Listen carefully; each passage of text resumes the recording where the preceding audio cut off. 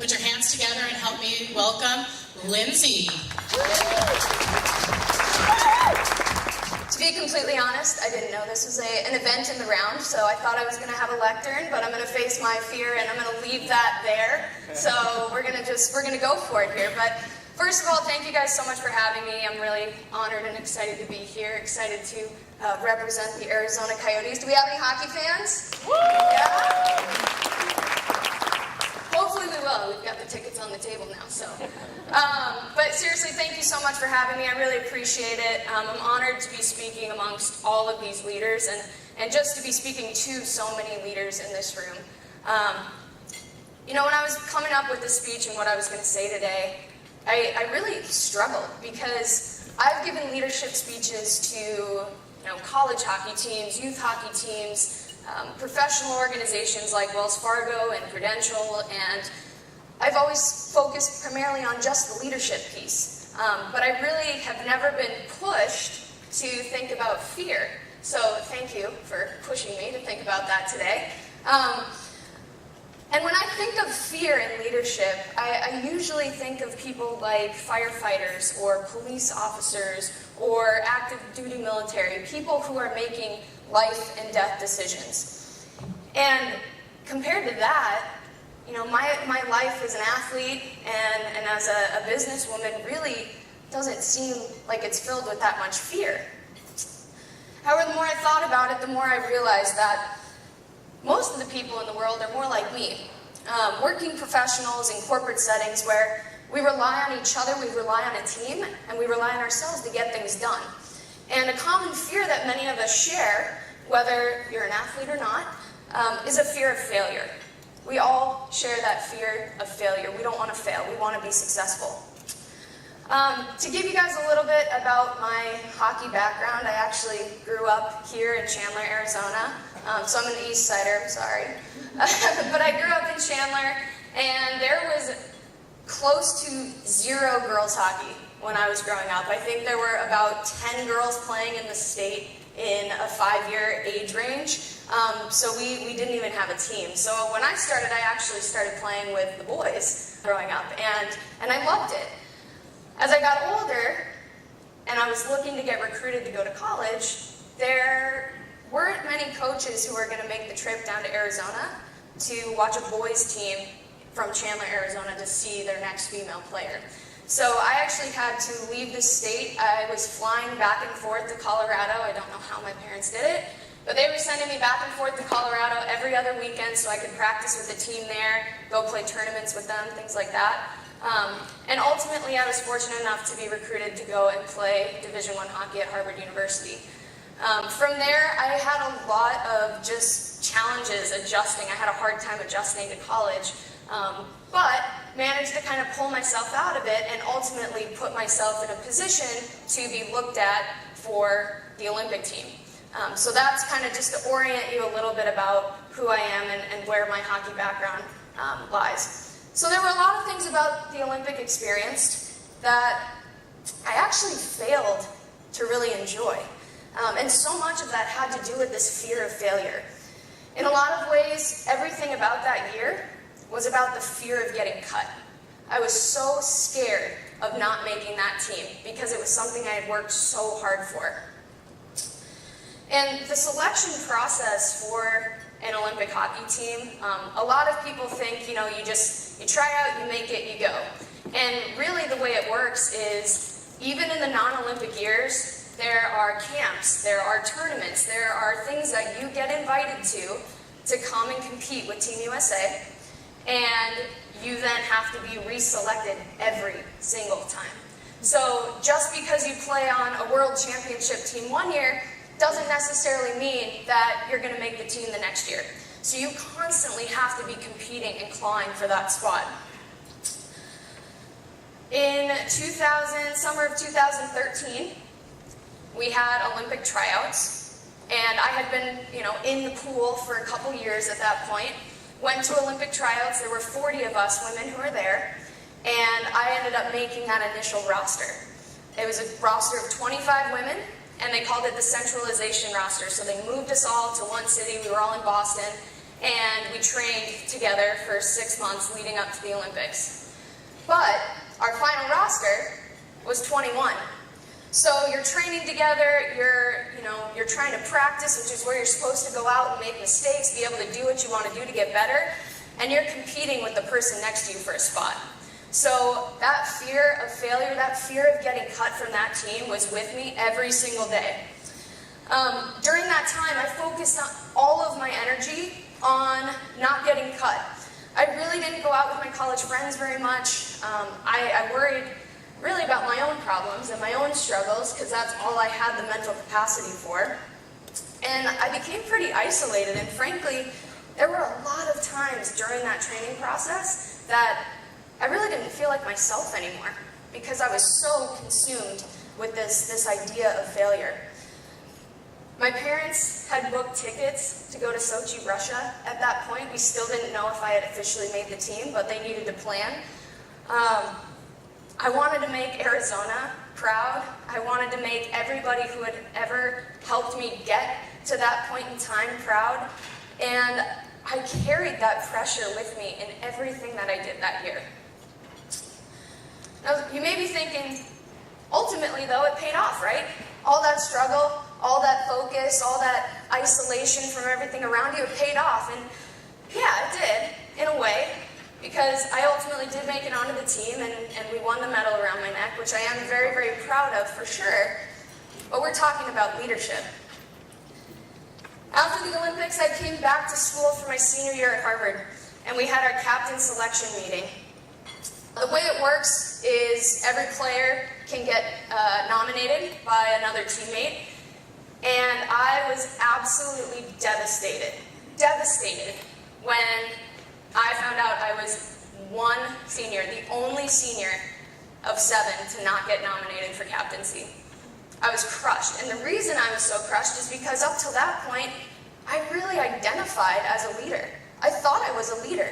I had been the captain of my team growing up, playing with the boys, and I was just dumbfounded by this idea that nobody else on my team had that perception of me. And I realized that it was all driven by that isolation I put myself through and that fear of failure that I had during the Olympic time. And after that, I realized I need to make some changes. If I truly wanted to go on and become a leader, I was going to have to do something to get over this fear and eliminate it.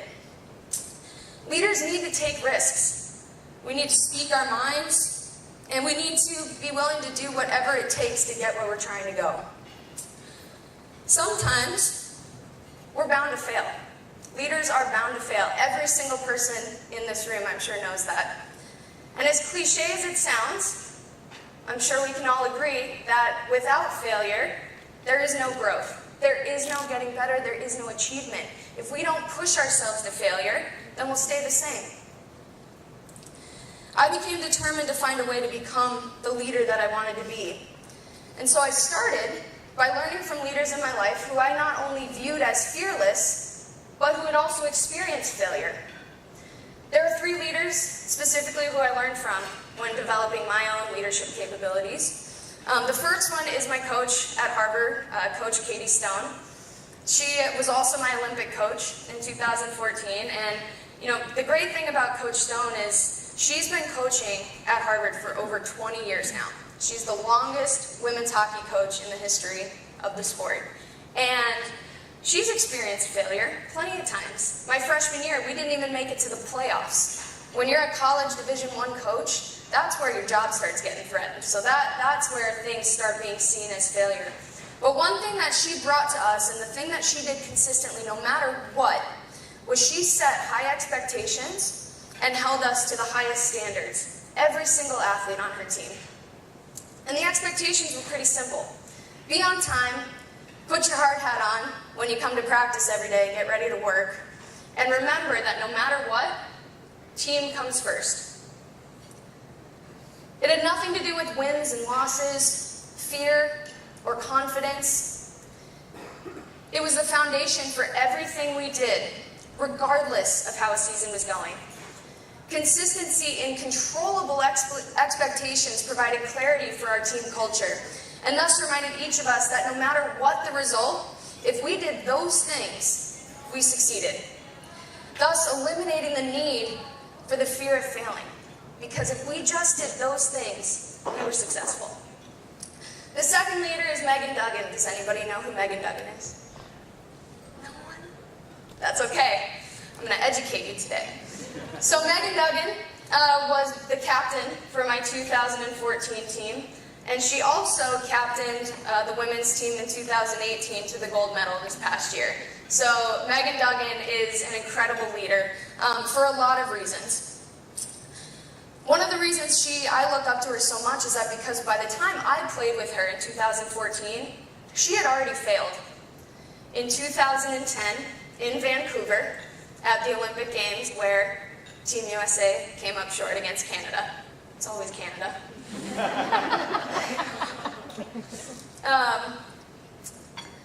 Training for an Olympics is really hard. It is one of the hardest things I've ever done in my life, and probably will be one of the most challenging things I ever will do.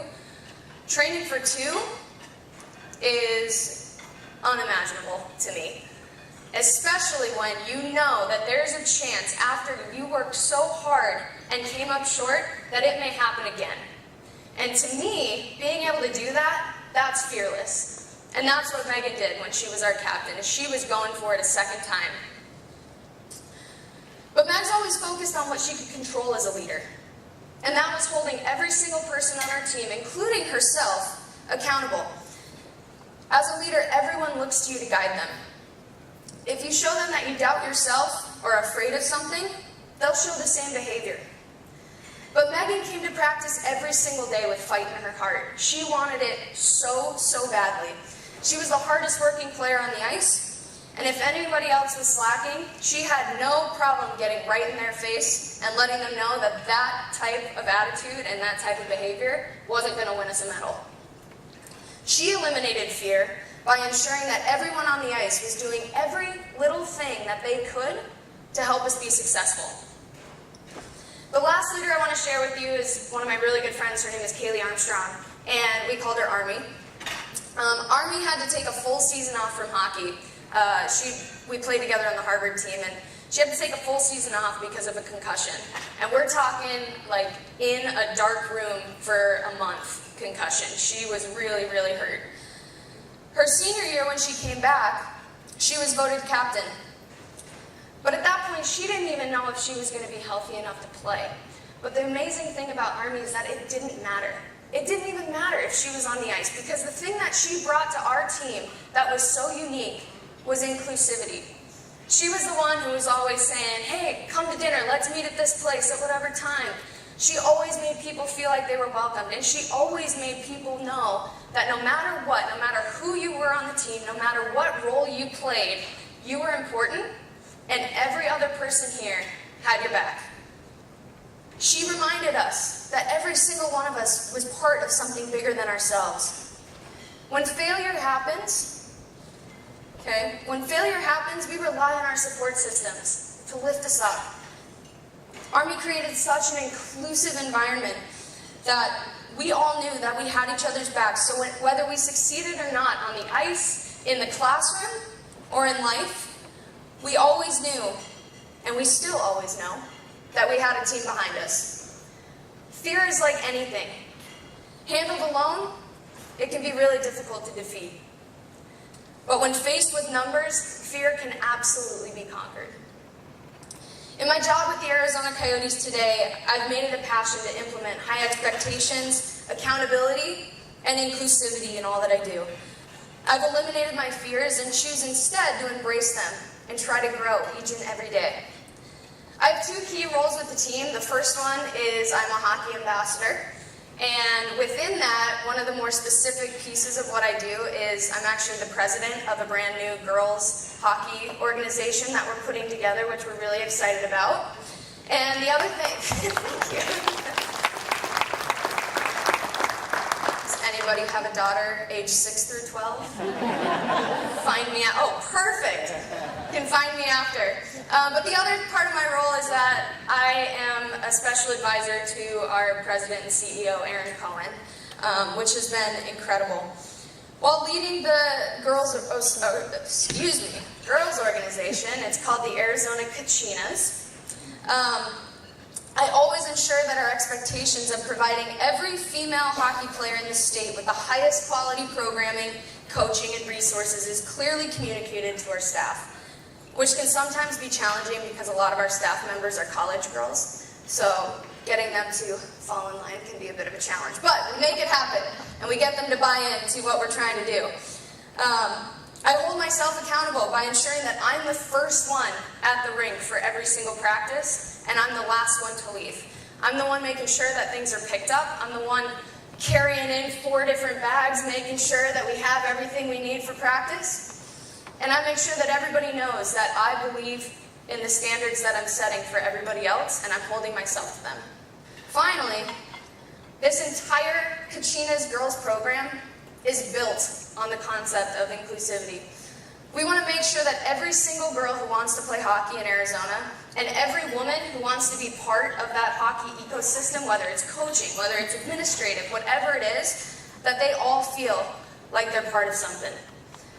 These leadership traits that I've learned from those I've looked up to has enabled me to gain national attention, and our program to gain national attention by sending over 100 girls through our program in the first year in a state where people perceive there to be no hockey at all, let alone girls hockey. So we're super, super proud of that and everything that we've built. And now, I'm super lucky that I have this opportunity to work for Aaron Cohen. I don't know if any of you guys know Aaron, but he's amazing. He's a young, excited leader. He's really doing amazing things for our organization, and I work directly with him, and now I have the opportunity to look up to another awesome leader. So, you know, as I look around this room and I look at the business card boxes on the tables, I mean, this really is the opportunity for everybody to find that next leader, that next mentor that you're going to look up to. They may be older, they may be younger, they may be male, female, whatever it is. Find those people, because they're the ones who help us get through the fears that we have. Today I can confidently say that I've conquered my fears and thus have become a better leader because of it. I've started viewing failure simply as a path to achievement. So whether you're a leader today or striving to be a leader tomorrow, remember this. Deep down, you'll always be afraid of something. Always. But the truly transformational leaders, in my opinion, are the ones who are willing to face those fears head on until their team believes that as a group, they are fearless and they cannot be defeated. Thank you guys so much for having me.